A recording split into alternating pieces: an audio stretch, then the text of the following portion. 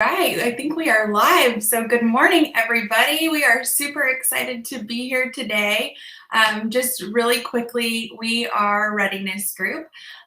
We are a training and development company that helps build resilient communities. And so, resilience is our jam. We love talking about it, all things resilience. And so, I am Dr. Kelly Guidry. I am a counselor and counselor educator. And I tend to focus more on families and kiddos. So today I'm really excited to be here. And I have my little one today. He's my work buddy today. This is Justin. He's going to be making his, I think he's been on one of these before briefly, but yes. this will be he was much younger and less, he wasn't verbalizing at that point. Right. Now he wants to be a part of the show. That's right. I'll let you introduce yourself, Erica. And I am Erica. Okay, I'm Erica. I have my doctorate in physical therapy. I like to focus on the physiology is kind of my jam. So, but also all things family all the time. That's really one of our mottos in Readiness Group is family first. So it's definitely one of our priorities, which is what we want to talk about today because it's we are in the season of family right now with school starting again. And all things that happen when it comes to school starting with families and trying to get back in routine and out of the summer and all of those kinds of things. So, Kel, you want to introduce that? Yeah, so we're shifting gears a little bit. We were going to have on some special guests, which were Erica's kiddos, but as all things in life via family, we just kind of take things with the flow, and something came up, and so we're shifting gears to talk about family resilience. And specifically family routines and how maybe you can make a couple of adjustments that will help make your family more just in a healthier, happier place and kicking off the school year, kind of being in a healthy way. So specifically, Erica, can you talk to or speak about just the concept of building in routines as a family? We talk a lot about individual routines, but what is the benefit of having a family routine? Yeah, I think any of us right now who have kids are all right. Like as much as we love to talk about resiliency and we love to teach resiliency, we also are on our own journey of resiliency and the start of the school year is chaos. It doesn't matter who you are or what you do in life. It's just chaos trying to get back into the flow. We actually took our family vacation recently and got back and just got slapped in the face with reality, right? Like we had appointments for my daughter who's going to be a freshman this year in high school and she's got all her start of school stuff, and then my youngest found out her teacher yesterday, and so that was a big deal. We had to get school supply. It's just like reality just slaps you in the face, right? And so we're in the process of our own we call it a family reset, and it's kind of that opportunity when you go through these phases and when you enter this phase of restarting school and getting back into the routine of kind of resetting your entire family routine and being able to approach it from that perspective of, okay, it's a different year, right? Our kids are older. Every year is different. We go through them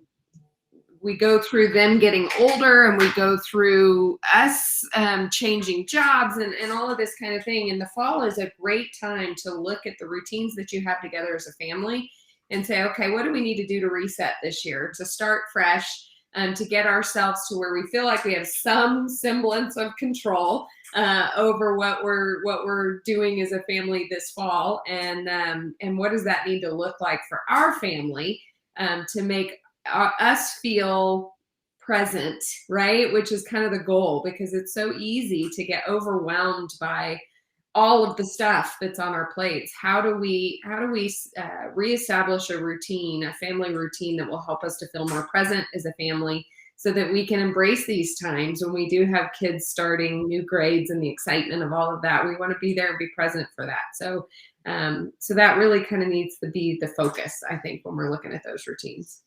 Yeah. And I think the benefit of having things as a family that you you do, I think it kind of sets expectations for everybody. Everybody kind of knows where they need to be and when. And that can be super helpful and powerful, especially when things get chaotic, right? Yeah. So my daughter started school this week. So the morning time, I think that's a time where a family routine can be super helpful because getting up early again, summer's over, we can't sleep in, we can't stay up late, we can't.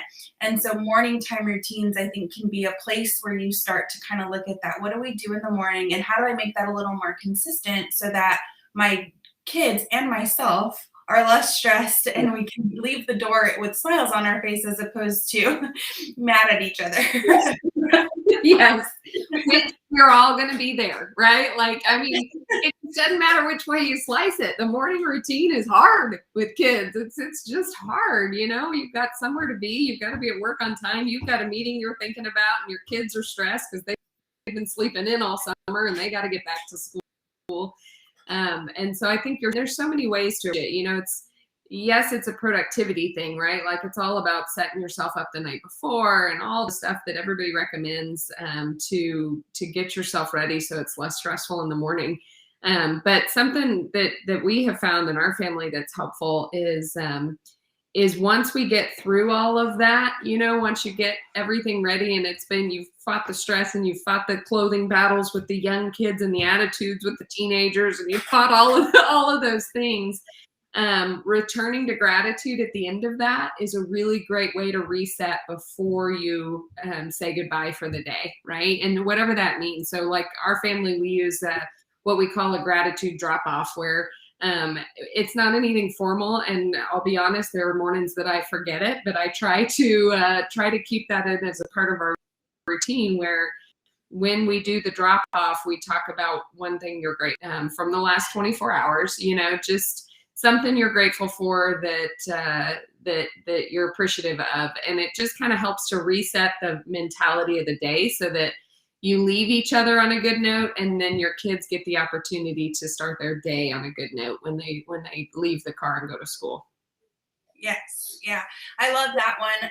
I also think so something really simple. So when I wake my daughter up in the morning, I sing to her, and it's a routine. I do it pretty much every morning unless she beats me to the punch and is out of bed before me. But at the beginning of summer, that's not usually, or that beginning of school into summer, it's not usually the case. So things like that too, where you can kind of build in some of that consistency that just kind of gets them. So when she knows I come in and I'm singing, we've had to have lots of talks about attitude in the morning. You know, I'm tired, all of that stuff.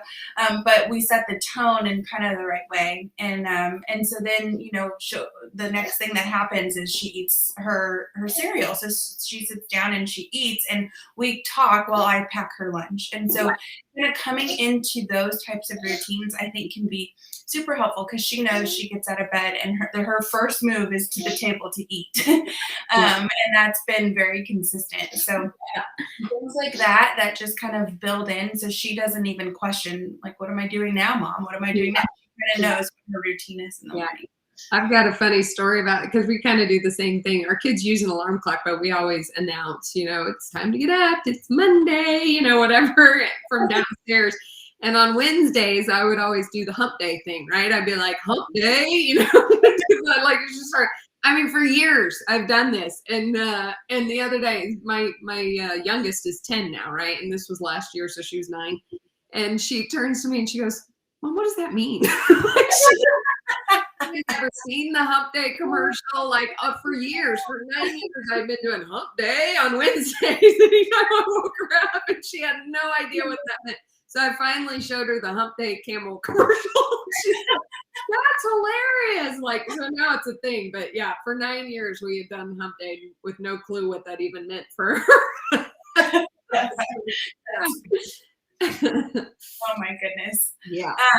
Little things like that. And then you build in that humor. And I think that can also kind of help reset the family. So find ways not only to have those gratitude moments, but also to laugh and enjoy your family, even in times of stress. You know, it's kind of like your chickens with your heads cut off, you're running around the house. I need my keys. I need my this. I need my that. And if you just take a second to pause and think about the chaos, it's kind of humorous in the moment. If you can look at it. You know, you're not going to get rid of that chaos. I mean, we freaking teach on resiliency in my house is chaos half the time. It's just, it is what it is, you know, and we're not going to sit here and say, hey, Donnie, good morning.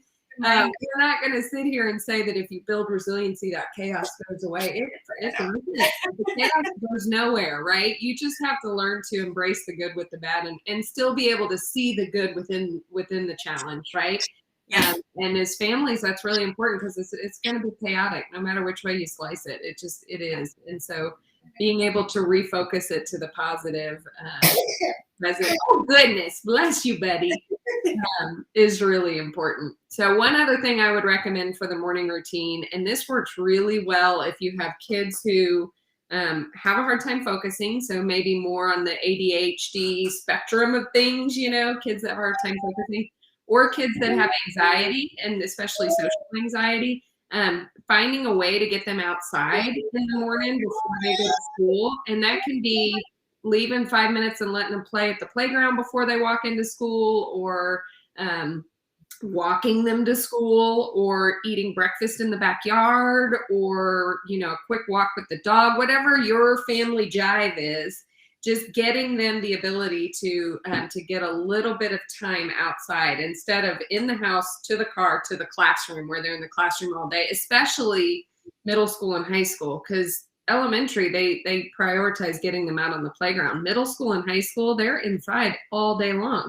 If they're in athletics, they might get outside depending on the sport, but they're inside all day long. And so prioritizing that time out in nature is a really good way to ground them before they walk into the classroom. So something to think about.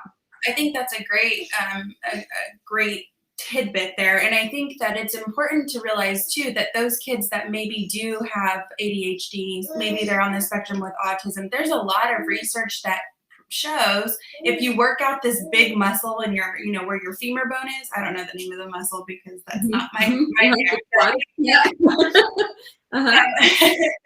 There's a lot of research that shows that physical exercise, working that muscle, really helps with how their brain works and functions. And so if you can give them that little bit of time to kind of go for a walk, run around a little bit, do whatever it is that's maybe a little bit physical and outdoors, it can really set them up for success for their day. So I love that. In the therapy world, we call that heavy work. So with kids, if you perform any kind of heavy work, which means big muscle movements, and so that can be that playground time. Kids do it naturally on their own, right? You put them out on the playground, they're doing heavy work.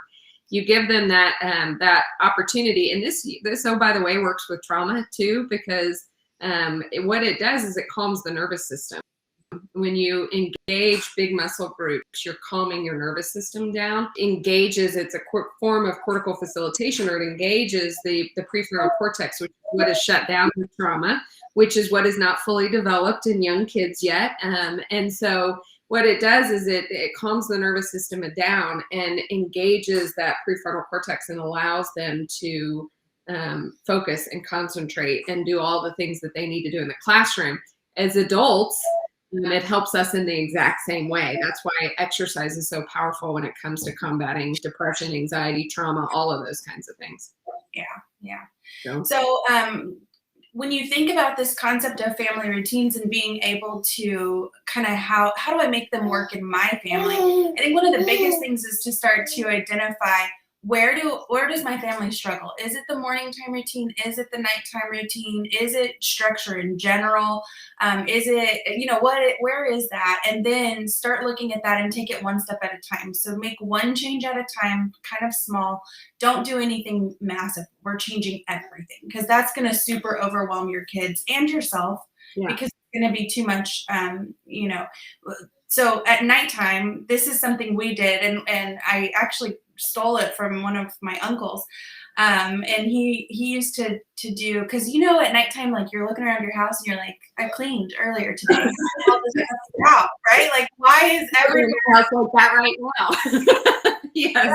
So one thing we started doing, we've done it for about a year now, and it's just been probably one of the best things for our family is after dinner. So every night after dinner, we take what we call a 5 to 10. So we take 5 to 10 minutes, and every one of us spends time cleaning up common areas. Good idea. Yeah. If you do it every night, what we have found is that the house looks pretty good again. It's not the deep clean or anything like that, but at least we get ourselves feeling. Yeah. Yeah. So that is one thing to our routine that has significantly helped in the, reducing the overwhelm of the clutter and then you're just like, you're at the end of the day when you're tired, they're tired. And so we built it in, it's an expectation, and it's been really helpful. I love that. I love that. And you do have to have those, because it's a combination to me of setting up those kinds of habits, family routines that get the kids involved in the productivity side of things, because it's the reality. We have to be productive in those ways of taking care of our homes and that kind of thing. And then the other side of it is acceptance, right? It's like, I love the phrase, my husband and I use it all the time, embrace the suck, right? Like sometimes you just got to embrace the suck that you have kids and that the house is going to be a disaster. And you know what I mean? And so it's like that, you're constantly walking that line, balancing that line of what you can manage, right? Right. Oh, hands down. Yeah. But I love that idea. That's a great idea. Yeah. So the last thing I want to kind of throw out is a suggestion, and I think it plays in line right with this concept of family reset, is maybe introducing the concept of a family meetings. If you think about it, when you go to work, you have meetings, like you have a staff meeting, you have an agenda, you have people that are like, hey, I need to tell you what we're doing and changing. And they, that constant communication that happens. Yeah. And we don't always think about that when it comes to our family. But I mean, if we're not communicating changes to our family, then how are we expecting them to then make the change, right?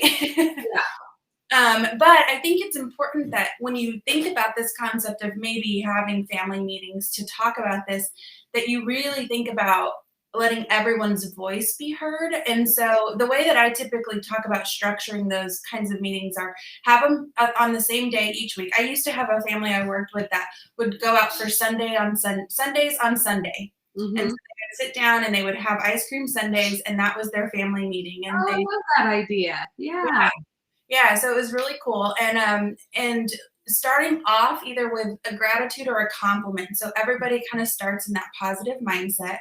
And then if you have like a game timer, those like old school sand timers, it's 1 minute, 2 minutes, something like that. Mm-hmm. Everybody gets a chance to talk with nobody else interrupting them. And I think that piece is really important because we also often get like, no, wait, especially if you have kids that are going to argue with one another. You're wrong, you're this, you're that. So every person gets their chance to be heard. And then at the end, you come up and everybody has to make a suggestion for one thing they're going to do to try to better for the next week.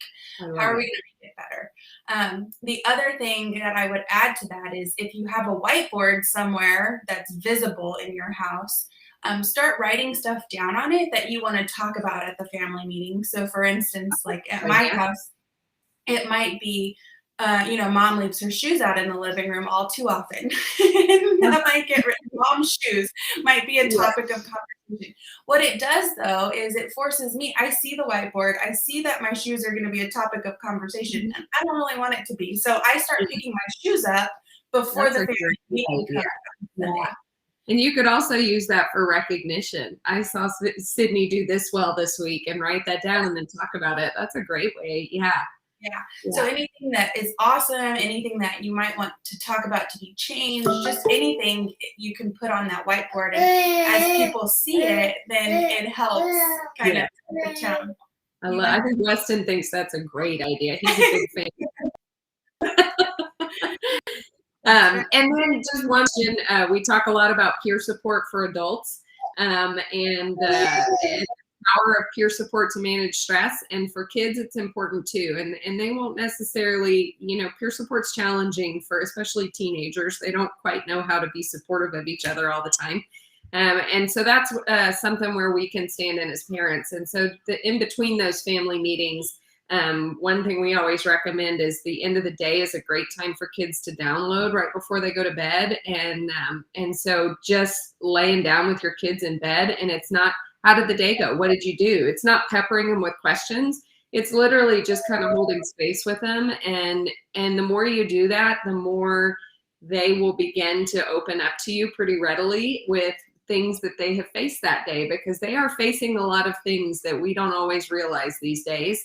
And building that space where they have the ability to open up and talk about it is really, really important. And it usually goes very well at the end of the day when they're getting ready for bed, and it's just kind of time to download and be at peace. And so just laying down with them in their bed and opening that door for them to walk through if they want to is also a really great way to provide a form of kind of, it's not peer support, you're not their peer, but it does give them the opportunity to kind of externalize some of the stress they've gone through during the day.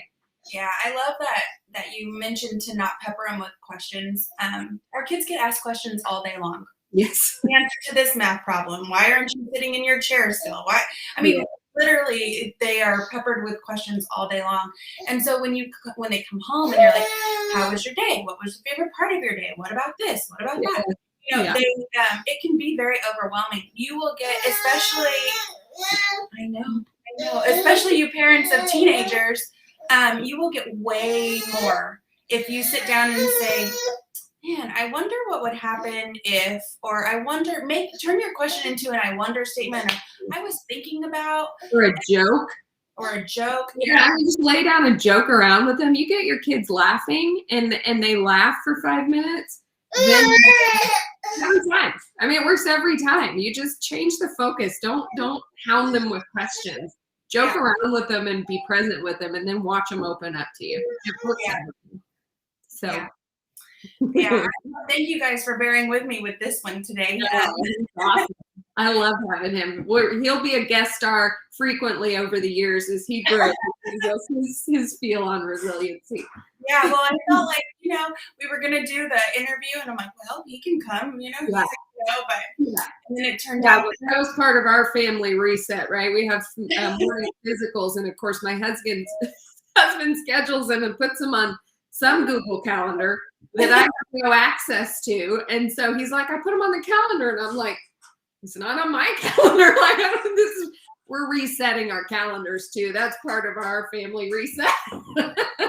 And I think it's important that you just take that time to say, okay, we're going to do this as a family. And everybody, we talk all the time about individual goals and all of that. So turn that to family. What are our family goals? How are we going to do something cohesive and collaborative? And how do our individual goals align with us being a better member of our family? And our passions. Yes. Yeah. How fun it is to have conversations with your kids about, okay, so what are you passionate about right now? What can we do this fall that gets you close to that? I mean, you're loving animals right now. Can we go volunteer as a family at a shelter, or can we start riding horses, or can we, whatever it is that they're passionate about, how can you align your family goals towards that? It's pretty fun. It is. It's awesome. All right. Anything else that you can think of, Miss Erica, for? Good God, there's so many different things. We're working on a family. I say we. Kelly right now is working on a family toolbox that we're excited about. That's going to hopefully bring an interactive guidance to families on how do you implement some of these unique strategies that aren't just about family productivity, but much more about family alignment and chasing passions together. So we'll hopefully be bringing that to our first responder resiliency program community pretty soon, and somehow offering it to others as well. Yeah, I love it. One of the biggest questions that we get is all about communication. And so I do think that some of your routines can be around communication. How do you make sure your teens' faces aren't buried in their screens all the time? And, how do you make sure they're coming out of their room and they're not just like shut behind the door and all of that? So on us parents these days to be more entertaining than those videos. I mean, really do. Yeah, we gotta outcompete YouTube, right? This is a hard position as a parent. So, Between YouTube and Snapchat and TikTok, I mean, I learn about new apps all the time, and I'm like, sorry, what? So you're right. It works pretty well to say, oh, show me that. That looks funny, and to engage in some of that with them. That helps. But yeah, it's tough on us. It's a tough job we have as parents these days. Yeah, you can. I told my daughter yesterday, she was watching a video, and I said, I'm gonna do that one day to you. I'm just gonna, because it was like a daughter making her, like, locked her mom out of the car and then made her mom dance. Oh no! Made her mom dance to get in. Oh, that's hilarious. And I told her, you watch me dance for you. You're gonna never want me to dance again. I love that. I love that. Anywho, well, thank you guys. Thank you for being flexible with us, and sharing family routines. If you have a good family routine, drop it in the comment box. We always love hearing. Yeah, we always love hearing new people. The ideas and things that they do that works for them. Yes. So let us know what you do. I love it. Yes. All right. Weston, thank you for being here today and giving us your opinion, buddy. You want to say bye? Bye, Weston. There's too much in front of him. Yeah. All right. Thank you, guys. Thank you. Bye.